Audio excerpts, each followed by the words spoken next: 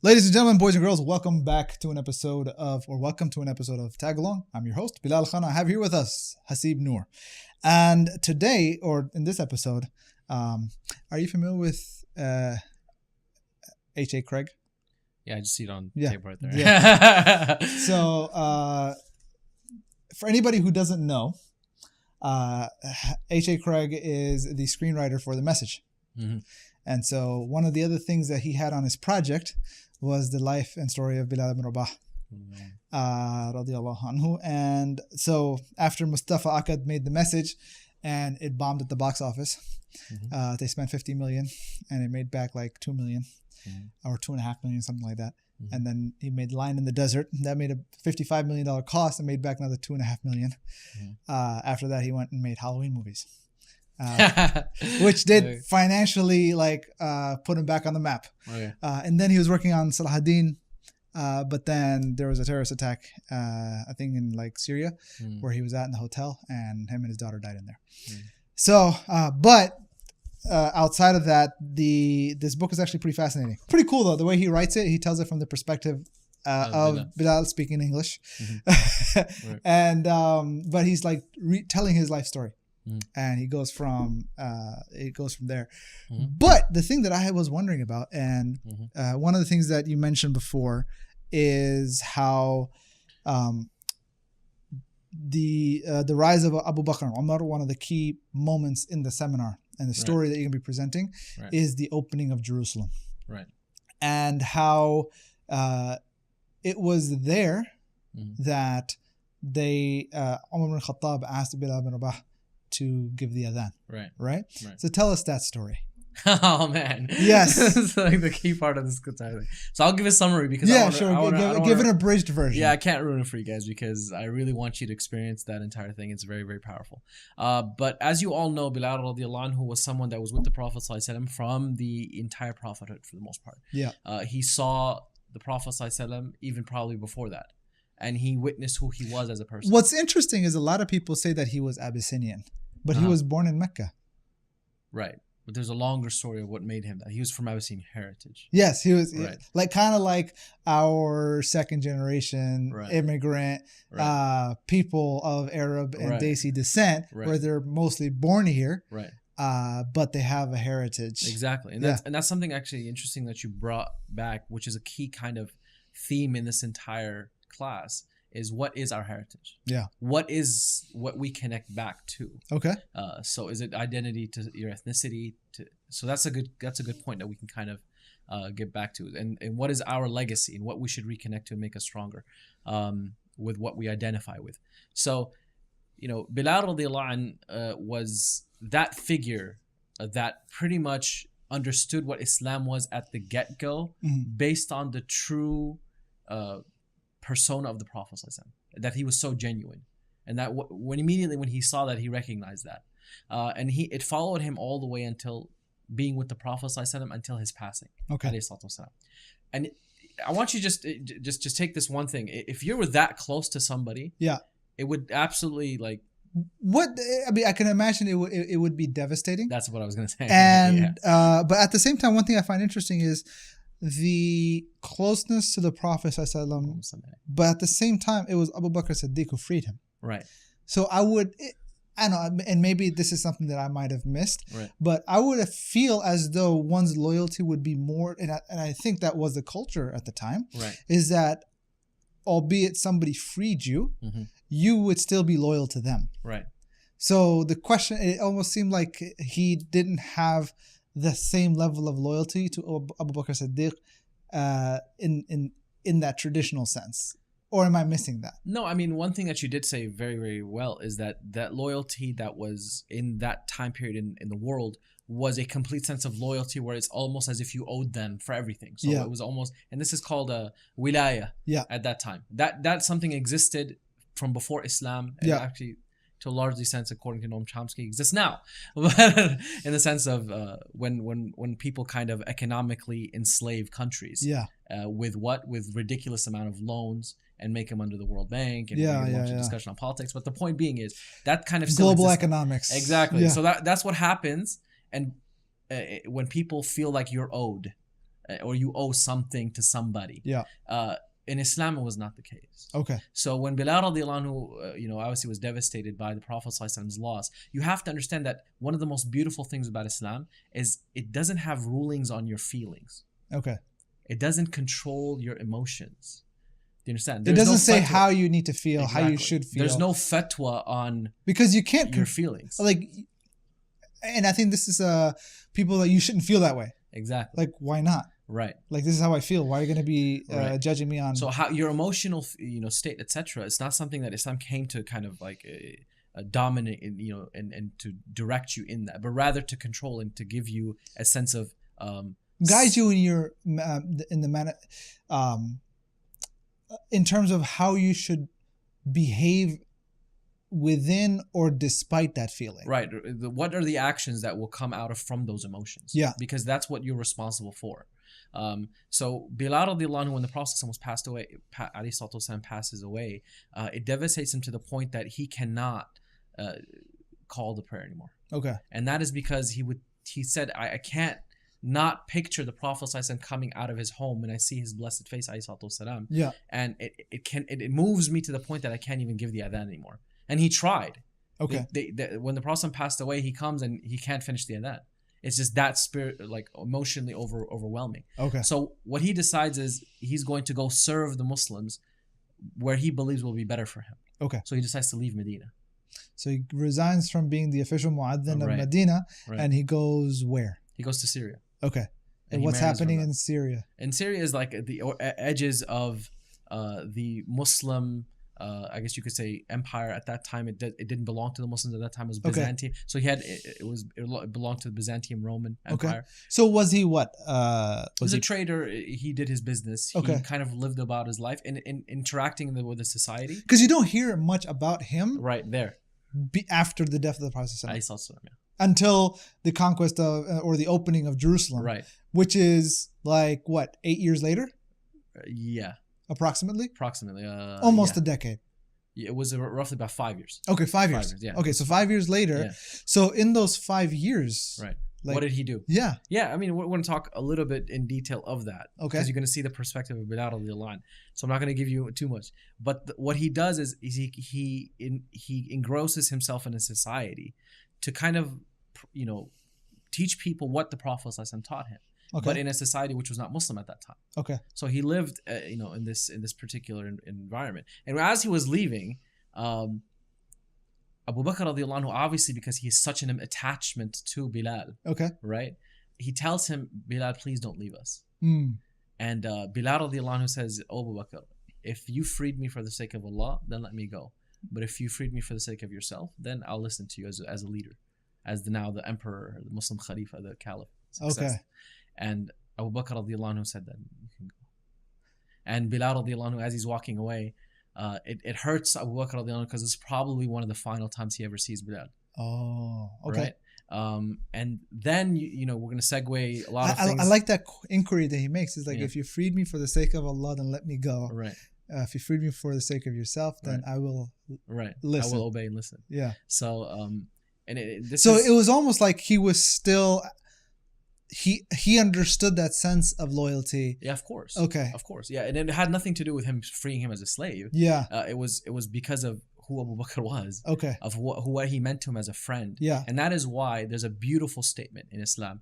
And when Abu Bakr radiallahu anhu freed Bilal, they would say, Sayyiduna atlaqa Sayyidina. That our master, Abu Bakr radiallahu anhu, freed our master, Bilal radiallahu anhu. That equals standing of companionship. Right? But they still know that Abu Bakr radiallahu anhu was the best of them. Okay. And this is something that they, from all of the companions, they respected. Yeah. And they knew of his status, on top of the fact that he is Khalifa Rasulullah sallallahu alaihi wasallam. He's the successor of the Prophet sallallahu alaihi wasallam. Okay. Yeah. So he eventually, what happened was, Umar radiallahu anhu then had the expansion of the Muslim, empire, and that led to being almost a relief for Jerusalem. That's a weird way to put it because... Wait. How is it a relief? That's exactly what I'm saying. A relief from what? Jerusalem was destroyed systematically 22 times in history. Well, yeah, I mean, over the ages. Exactly. Yeah, kind of so like Troy. Exactly. They said Troy was like, right. They said that because they did excavation. Right. Yeah, it was a battle. Like they said that the city was built like 7 layers of city. Exactly. Not only that, there's almost 11 to 12 layers of Jerusalem. Oh, wow. Now, okay. So, I've been there, alhamdulillah, and we got to actually live what exactly that means.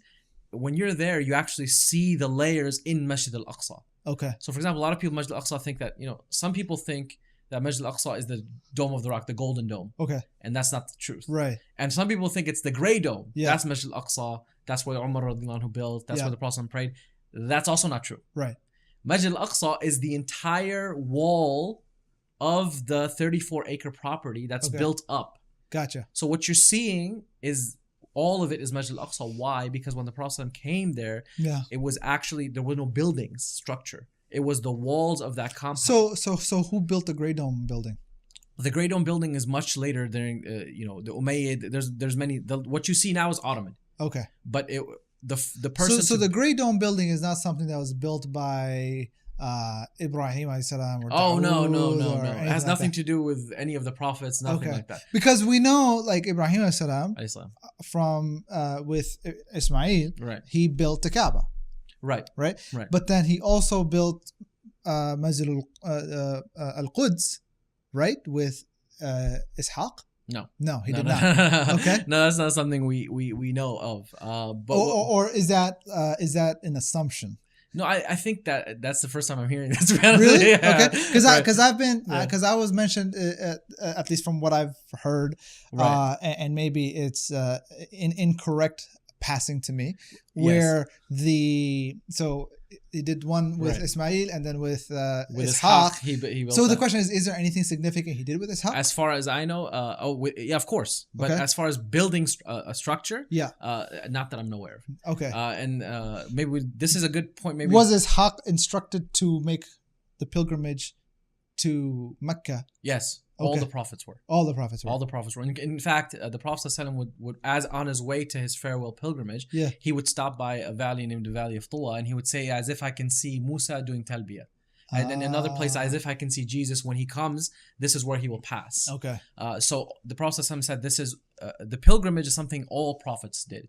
But previous to that. But if all the prophets did it, wouldn't it be within the religious tradition of the Jews and Christians for it to be like, look, our prophets made the pilgrimage to Mecca? No, there is and there isn't. I'll tell you why. Because right now in the tradition, in the Christian scripture, there is a mention of that in manuscripts of Matthew. Okay. Is this within the compiled Bible as it is today, or it is? No. These are manuscripts they've found. Okay. So, for example, there's a lot of discussion. I'm not a Bible scholar, but I've read enough to understand some of the manuscripts with this. Okay. So, with regards to what you see now, these accounts are from the accounts of those people who may have met the apostles. Okay. So the Bible as we see it now today is a large discussion of what is that considered to us as Muslims. Is that considered the Injil that was given to No, Isa? I mean we know historically the Bible is a compilation of many scriptures. Right. Amongst them is the Psalms, the Old Testament, the New Testament, all these things, because Bible, biblioteca, which is the library, index, all of that is, that's what it is. So that but the question is that the Injil that is described to us in the Quran or not? This is a theological discussion. Okay. Because if it's something that was just some people say even 300 later is what you see now. Okay. Is the compilation. And there's scholars like Bard Ehrman, as you know, he became agnostic because of finding out some of the truths when it came to the compilation of the Bible. And he says that we don't have anything recorded. Right. That goes back to the original sources. Not only that, we don't have anything recorded of the statements of Jesus himself. Right.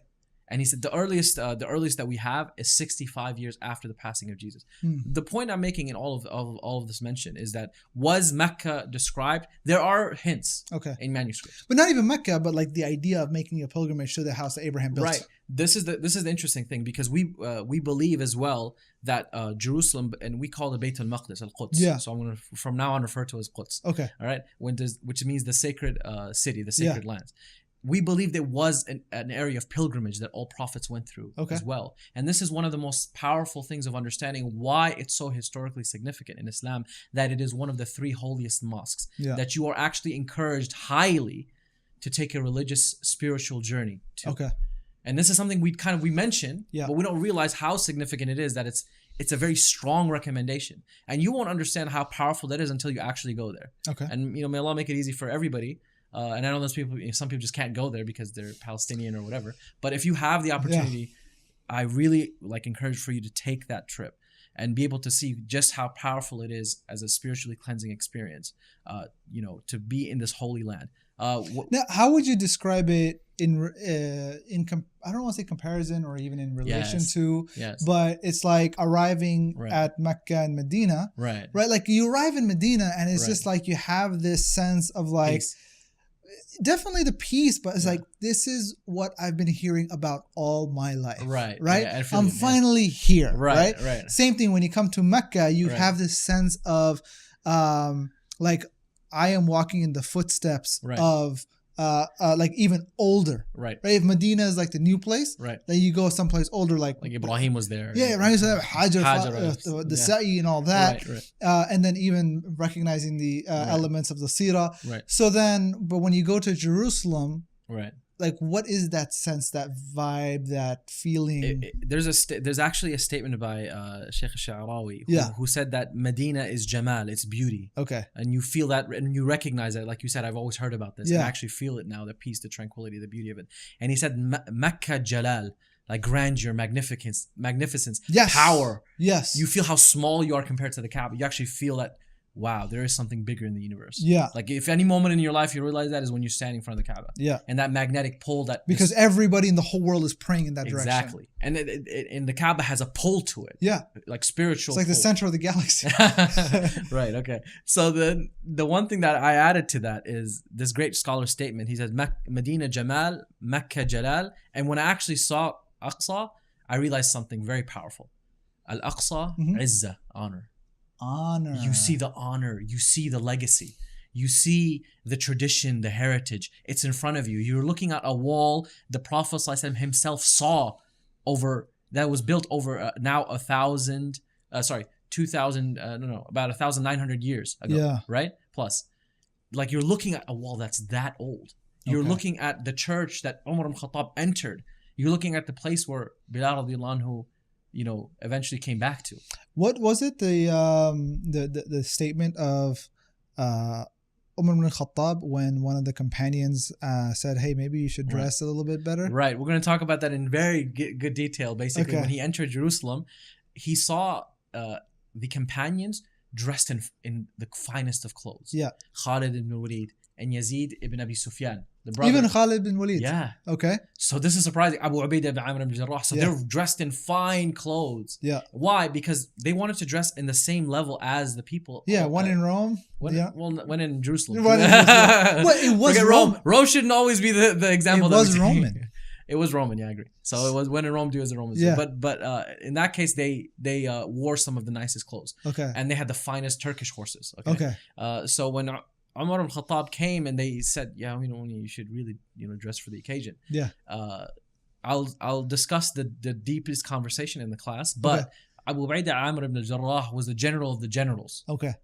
So he was top brass. He was the top brass, basically. So he said to him, Amir al-Mu'mineen, you should, he said, I'm afraid people will not honor you based on how you're dressing. Okay. He said in a very, very wise way. Yeah. And he said to him, Abu Ubaidah, oh Abu Ubaidah, I wish somebody other than you made the statement. Okay. Because why? He's a companion of the Prophet. Right. And he said to him, نحن كنا قوم أذلة. We were humiliated people. Yeah. فأعزنا الله بالإسلام.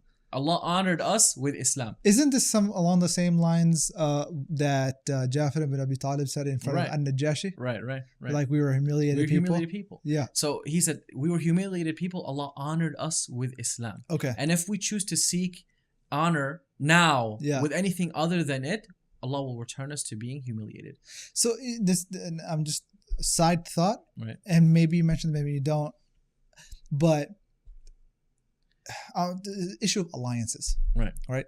So you have Muslims fighting or have fought a front amongst the Persians. Mm-hmm. Then they're having fought a front against the Roman Byzantium. Mm-hmm. Byzantium is an ally of the Christians of Abyssinia at the time. Right. So how did that kind of play out in terms of the political relationships between the Negus of that time and the Muslims? Well, the thing is, when An-Najashi, who was a Muslim, rahimahullah ta'ala, he never saw the Prophet ﷺ, okay, which is amazing. What's the name? Ashama, that was his name. No, that was the name of those class of people who were Muslim at the time of the Prophet ﷺ, but they call him Tabi Muhadram. Okay. Muhadram. Okay. Meaning he lived during the time of the Prophet, he never saw him. Gotcha. And there was a companion even in Yemen like that, right? Yes. Okay. And there's another one that actually came 5 days after the Prophet passed away. We're going to talk about that, so don't ruin my thing. Okay. I'm just joking with you. But the point being is, the Najashi, when he passed away, there was another Negus that came. He actually became an oppressor.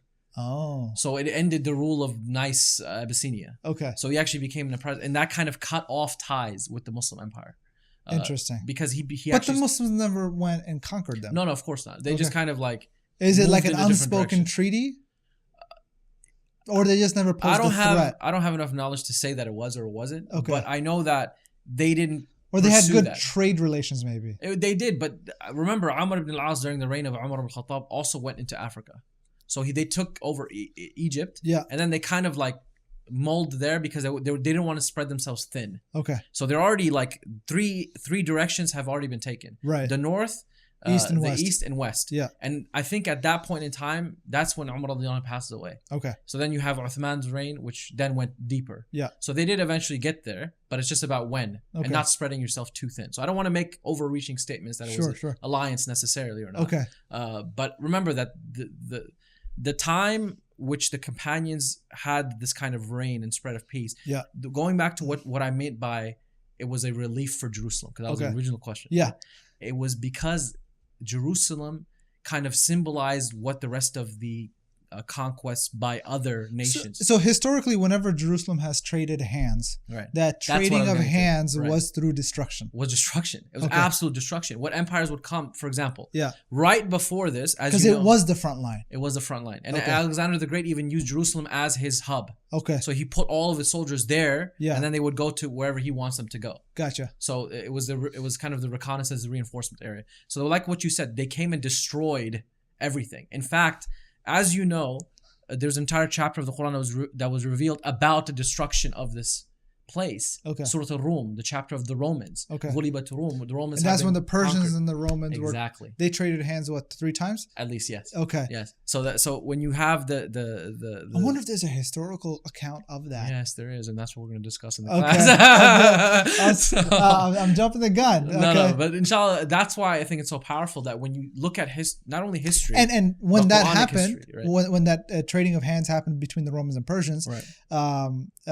This is when the companions before Hijrah, right? Or after Hijrah? It's after. Sorry. Surah Al-Rum, yeah. Okay. After Hijrah, yeah. It's after Hijrah. Right. And so you have before Hijrah. I'm very sorry because Surah Al-Rum was revealed when Abu Bakr made a wager with the Meccans. Yes. Okay, with the Meccans. Right. So he made a wager before Hijrah in Mecca. Yeah. But it was a divinely guided wager. Exactly. And the Prophet -- said he told the Prophet ﷺ, the Prophet ﷺ said to him, what was the wager? Because I think we're maybe assuming a lot of people know about what we're talking about. Okay. Allah revealed Surah Al-Rum, and in that was a prophecy which would come true later. Yeah. And that is that the Romans were defeated by the Persians. This spread news in Mecca. Yeah. And then Allah subhanahu wa ta'ala said that after some time, the Persians will defeat the Romans. Sure. Right? Uh-huh. And then the Romans will come. The Persians are the ones who defeated the Romans, and the Romans will re-defeat the Persians. Okay. That was mentioned in the Quran, had not happened yet. Yeah. So the wager that happened was Abu Bakr went to the Mecca and Quraysh, and he said to them that this is what has been revealed. Yeah. And they said this is not going to happen. Okay.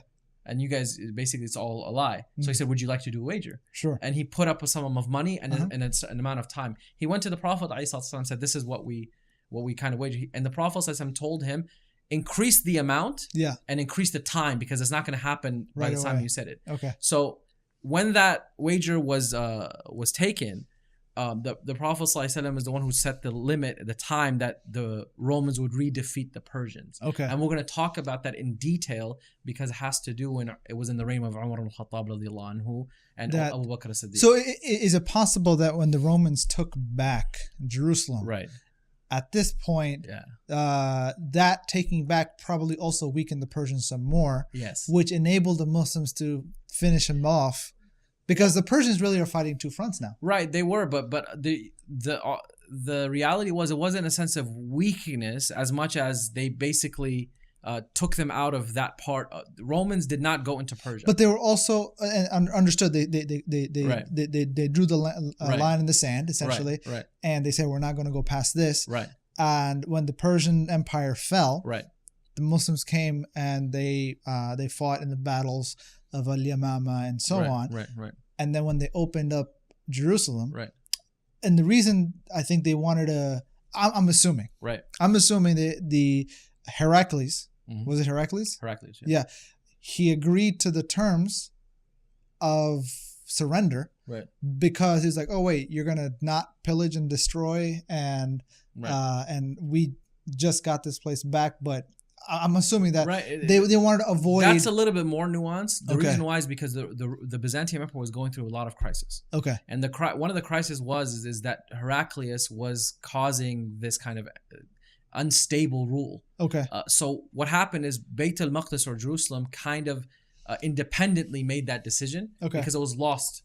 So they were being sieged by Umar radiallahu anhu and the general Amr ibn al-As. Kind of like Constantinople. Exactly. Right? Because they cut off the supplies. Right. They laid siege and they're like, all right, fine, you know what? We'll surrender. And kind of exactly what happened much later on Salah ad-Din. Okay. When he sieged it and then they said, what are the terms? Are you going to come and destroy us like the previous nations? And he's like, they are not my teachers. Okay. You know where he got that from? Umar ibn Khattab. Okay. They're not our teachers. Our teachers are Umar. Yeah. And that's why it's so important to understand like this part of history. Well, why don't they say that? He's like, I am not in the kingdom of heaven. He's like, I am not those men. I'm not those men, right? So I'm not those men, or they're not my teachers. Yeah. So in that sense, that's exactly what happened. Umar ibn Khattab came in there and he promised absolute peace. And that they will not be basically safety in all of their worship and everything. Exactly. And he signed something called the Umari Covenant. Okay. Which we're going to talk about, inshallah. Sure. And he signed it with the patriarch of Jerusalem called Sepharonius, which we're going to talk about in his story. Okay. And also something that unfortunately is romanticized amongst Muslims, that they were so happy throwing flowers and roses. They weren't that happy. Well, they just got conquered, so. Exactly. We're going to talk about that. So, but they did recognize one thing, which is 100% true. And unfortunately, Western academic scholars, they downplay, which is the fact that they recognize the justice of Umar ibn Khattab radiallahu anhu, the Muslim rule. The fact that he kept his word. The fact that he kept his word and he did not do what every nation in the history of Jerusalem did. It's interesting because when the Inquisition happened, and then they surrendered the Spanish Inquisition. The Spanish Inquisition. They surrendered the keys of Granada to Queen Isabella Ferdinand. They had a treaty saying that guaranteeing the safety of the Muslims under the Spanish rule, and they broke all of those within a decade, which is a contrast. 100%. And this is why when you look at the amount of oppression that the Muslims faced in history, and when they had a chance to be vengeful, again, we're not going to say everybody. No, Muslims are not a representation of the ideals of Islam, right? Because you're going to find rulers, Ottomans, Mamluk, etc., which did horrible things. Fatimids did horrible things. The Mughals did horrible things. So we're not trying to say that this didn't exist. You're going to see it. You're going to see it. The Abbasids among themselves, the Ahl al-Bayt. I mean, you're going to see it. But what we're trying to say is that when there was a Muslim ruler which tried to implement the ideals that Islam actually taught, despite their imperfections, they achieved greatness that humanity had never seen before. Okay. And I just want to bring it back to Bilal. Right. So, like, what was that situation after they opened up Jerusalem? He's there. So when Bilal radiallahu anhu, obviously, like we said, he was in Sham area. Umar radiallahu anhu was told by some of the companions who remembered Bilal. And they had a sense of nostalgia and reflecting over how beautiful it was when Bilal radiallahu anhu would come and give the call to prayer in the time of the Prophet. Okay. So they were immersed in that moment and they wanted Bilal radiallahu anhu to give the adhan one more time in Masjid al-Aqsa. Sure. So The rest of the story, we'll tell what happened. But how did he get him, how did he convince him to like? How did he get him over that emotional block? He kind of kept emphasizing that this isn't about you, Bilal. Okay. This is about the Muslims.